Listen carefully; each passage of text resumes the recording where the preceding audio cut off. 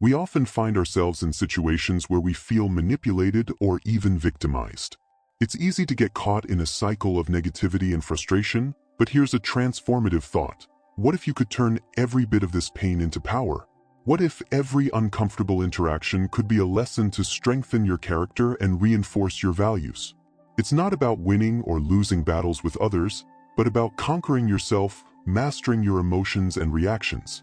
Today, I'll show you how this ancient wisdom can change your way of being. Learn to manage relationships, especially those manipulative ones that seem to drain your energy. This philosophy not only helps you cope with the situation, but strengthens you to thrive by adopting ancient wisdom practices. You'll begin to see challenges from a new perspective. You'll start to find growth opportunities where you once saw obstacles. This shift in mindset is not only powerful but life-changing. So as we delve into these principles, remember this. You are the architect of your emotions. You have the power to build a life of serenity and strength, no matter what or who tries to disturb your peace. Join me as we explore these transformative techniques that will not only help you handle narcissistic behavior but also enhance your overall well-being. If you value the ideas and transformation we're exploring here, the simplest favor you can do for me is to hit that subscribe button and don't skip any part of this video. Because if you're here learning how to apply this philosophy in the modern world, you're definitely someone who sees beyond the surface, a true exception. Let's get started. Take a step back and reflect on your own encounters. Think about those moments when you found yourself trapped in relationships that seemed more draining than enriching. These weren't just tough times or a string of bad days. They were interactions with people who, in hindsight, might have shown deeply ingrained narcissistic traits. The kind of people who take without giving, leaving you feeling exhausted without knowing exactly why. It's quite common to enter these dynamics without a clear understanding of what's happening at first. It's easy to dismiss disruptive behaviors as temporary or out of character. You may have attributed the coldness, manipulative comments, or subtle put-downs to external stress in their lives, or even blamed yourself, thinking you were the problem. But this philosophy teaches us to look beyond the surface and recognize the patterns that reveal true character. It urges us to see beyond momentary interactions and understand the nature of people and our relationships with them. Reflecting on these experiences from this perspective can be incredibly enlightening. This wisdom isn't just about enduring hardships, but about understanding the root of our disturbances. We need to consider not just how we react and act, but why we do so in the way we do. What is it in these interactions that disturbs our peace? Is it the fear of confrontation, or perhaps a deeply ingrained need to please or seek approval? By delving into these questions, we begin to free ourselves from the chains of external approval and manipulation. We learn to face confrontation with calmness and to accept others' disapproval without losing our sense of self. Every relationship, every interaction that has tested your patience and peace, has also offered you a unique opportunity to apply the wisdom you've likely learned, sometimes the hard way, that some battles aren't worth fighting. Not because you're weak, but because your energy and spirit are better preserved for greater goals.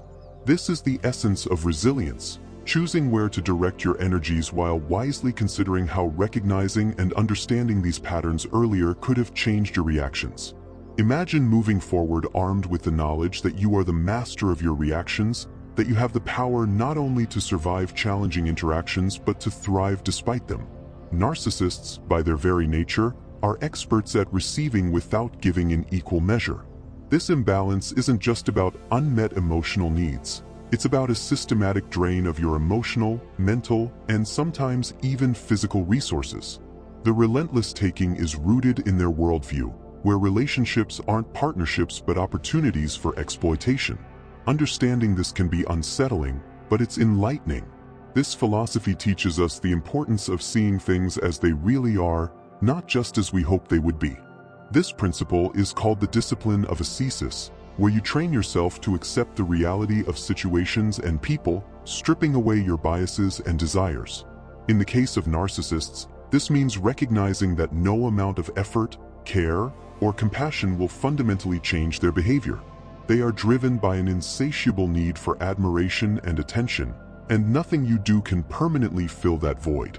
This may sound a bit grim, but this ancient wisdom sheds light on the darkness.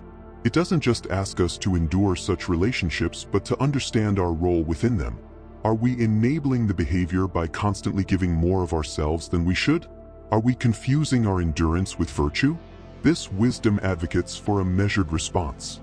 It encourages us not just to react emotionally, but to respond with wisdom and foresight. It teaches us to detach from the need to fix or save others and instead focus on maintaining our inner peace.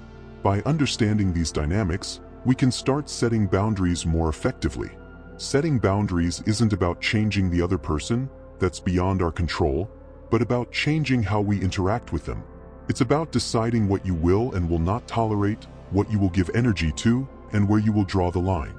This is not an act of aggression, but an act of self-preservation and self-respect. By recognizing the typical patterns of narcissistic behavior, like their tendency to manipulate or degrade others to maintain a sense of superiority, we equip ourselves with the knowledge needed to protect our well-being. We learn to see beyond the superficial charm and initial flood of attention to the potential dangers lurking beneath. This understanding not only protects us but strengthens us. It allows us to engage on our terms with clarity and composure, turning potentially volatile interactions into opportunities to practice calmness and resilience. One of the most powerful techniques in this philosophy is the practice of indifference. But let's clarify what this means, because it's not about being indifferent or cold, but about being selectively indifferent. It's the art of being deeply passionate about some things while remaining detached from others that don't truly matter. For those entangled with a narcissistic individual, this practice is not just useful, it's transformative. Indifference in this context refers to an emotional detachment from the manipulative behaviors narcissists often use to control you. It means not reacting to their provocations, their attempts to draw you into arguments, or their efforts to make you doubt your own reality. Imagine the freedom of not feeling upset, angry, or disturbed by someone's attempts to manipulate your feelings. This is what indifference allows you to achieve. The beauty of practicing indifference is that it changes the power dynamics in your interactions. Narcissists thrive on the emotional responses they can provoke in others, whether it's anger, sadness, or frustration. When you respond with indifference, you're essentially cutting off the supply of what they crave most: attention and emotional energy. This doesn't mean you don't care about the relationship or the person, but that you're choosing not to invest your emotions in their games. This philosophy teaches us that our power lies in our ability to choose our responses. The dichotomy of control is a central concept here, dividing the world into things that are within our control and those that are not. Your reactions are under your control. The behaviors and thoughts of a narcissist are not. By practicing indifference, you focus solely on what you can control. This not only conserves your emotional energy but also enhances your sense of peace and autonomy. Indifference becomes a protective barrier. It allows you to engage with challenging people without letting them disrupt your emotional state. You can listen to their words, recognize potential triggers, and choose not to let them affect you. This practice doesn't develop overnight. It requires mindfulness, self-awareness, and a deep understanding of your values and what truly matters to you. As we apply this technique, it's important to remember that the goal isn't to build walls around your emotions, but to strengthen the gates so that you decide when to open and when to close them, who to let in and who to keep out. This selective engagement ensures that your emotional well-being is protected, allowing you to maintain relationships without being emotionally compromised. This technique isn't just about introspection. It's about cultivating a deep understanding of oneself and one's reactions to external stimuli. It's about recognizing our triggers, vulnerabilities, and strengths and using that knowledge to guide our responses in a more considered and effective way. The process of reflection allows us to step back from the immediate emotions of a situation and assess it with clear and calm perspective. This is particularly valuable when interacting with someone who may be manipulating your emotions. By pausing to reflect, you give yourself the space to differentiate between what is genuine and what is being projected onto you. This gap between stimulus and response is where your power resides. In that space, you have the opportunity to decide how you want to react, rather than being swept away by initial impulses. Self-awareness goes hand in hand with reflection. It involves an ongoing dialogue with yourself about your mental and emotional states. Are you feeling anxious due to a real threat, Or is it a reaction to manipulation? Are your responses based on current facts, or are they being influenced by past experiences? By regularly questioning your experiences and aligning them with your values, you begin to see patterns in your behavior that might be contributing to an unhealthy dynamic. This philosophy teaches that wisdom comes from within, by understanding our own nature and aligning our actions with our rational mind. The more you practice self-awareness, the more you understand your intrinsic values and motivations. This understanding allows you to navigate even the most turbulent relationships with a sense of clarity and purpose. You learn not to take things personally, not because you don't care, but because you understand that others' actions often have more to do with them than with you. Practically, reflection and self-awareness can be cultivated through daily practices like journaling, meditation, or simply taking a few moments each day for introspection. These practices help solidify the habit of observing your thoughts and emotions without immediately reacting to them. Over time, this builds a kind of mental and emotional fortress that is impenetrable to the chaos that might surround you. This approach not only protects you from manipulation but enriches your entire life. It enhances your relationships as you become more attuned not only to your own feelings but also to those of others, allowing for more empathetic and genuine interactions. It sharpens your decision-making as you act not from fleeting emotions but from a place of balance and considered judgment. By embracing reflection and self-awareness, you're not just surviving encounters with difficult personalities, you're thriving in your life as a whole. You transform from being reactive to being proactive, not just in specific situations but across the board. This shift in perspective is powerful, leading to a fuller, more controlled life where your peace of mind is paramount and your emotional well-being is protected. This technique doesn't mean resignation or passive resistance. Rather, it involves recognizing and accepting what is within our control and what isn't. It teaches us to accept the reality of situations and people as they are, not as we wish they were. When dealing with narcissistic individuals, acceptance becomes crucial. It helps us recognize that certain traits in others are beyond our influence. A narcissist's need for admiration, their lack of empathy, or their manipulative tendencies are ingrained parts of their personality that you, as an individual, cannot change. This understanding is liberating. It frees you from the futile struggle to change someone else and instead directs your energy towards what you can influence: your reactions, your boundaries, and your mental well-being. Acceptance also means embracing the emotions and thoughts that arise within us without judgment. It teaches us to observe our feelings about the narcissist's actions without getting entangled in them. This doesn't mean suppressing your emotions but understanding their sources and then choosing not to let these emotions dictate your actions. You learn to accept that while you may feel hurt, angry, or frustrated by someone's behavior, these emotions don't need to control your decisions or your life. This approach empowers you because it shifts the focus from external circumstances to internal resilience.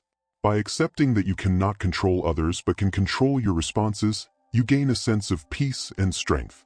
You stop reacting impulsively to the narcissist's provocations and start responding from a place of calm and rationality. This not only helps manage your interactions with them but also improves your overall mental health and happiness. Practicing acceptance also involves letting go of the past and the potential future scenarios you may have imagined. It requires being present in the now, dealing with what is directly in front of you. This can be particularly challenging when past interactions have been painful or when you fear future manipulations. However, this philosophy provides you with a mindset to face the present with courage and composure, trusting in your ability to handle whatever comes your way. Practically, you can cultivate acceptance through mindfulness exercises that encourage living in the moment and through reflection that helps you recognize the limits of your control. Regular engagement in these practices enhances your ability to detach from the desire to control everything around you, reducing feelings of frustration and helplessness. When we discuss empowerment in the context of dealing with narcissistic relationships, what we're really talking about is reclaiming control over our emotions, our responses, and our personal happiness. This wisdom provides a framework that helps us understand that true power lies within us, not in external circumstances or other people's behavior. This philosophy teaches that our own thoughts and reactions are the only things we truly have control over, and mastering them is the ultimate form of empowerment. By practicing this wisdom, you learn to maintain composure even in the face of provocation or emotional turmoil. It's not about repressing feelings, but about understanding how to manage them effectively so they don't dominate your sense of self. Imagine moving through life with an inner calm that cannot be disturbed by external forces. This is what empowerment through this philosophy looks like. It's about building an inner fortress that acts as a buffer against the chaos of the outside world. You learn to approach conflicts with a sense of calm and to make decisions based not on impulsive emotions but on rational thinking and a clear understanding of your own values. One of the key aspects of empowerment is the concept of amor fati, or love of fate. This doesn't mean being passive or resigned to whatever happens, but rather accepting everything that happens as an opportunity to grow and demonstrate your resilience. When you adopt this mindset, every challenge, every difficult interaction, becomes an opportunity to strengthen your character and reaffirm your commitment to living according to your principles. Additionally, this philosophy teaches us the importance of self-sufficiency, finding satisfaction and fulfillment within ourselves rather than relying on external validation or circumstances. In relationships with narcissistic people, this can be incredibly liberating. Instead of getting caught up in trying to please someone who may never be satisfied, focus on meeting your own standards and striving for personal excellence. Practically, empowerment can be fostered through daily practices like meditation, reflective reading, and journaling.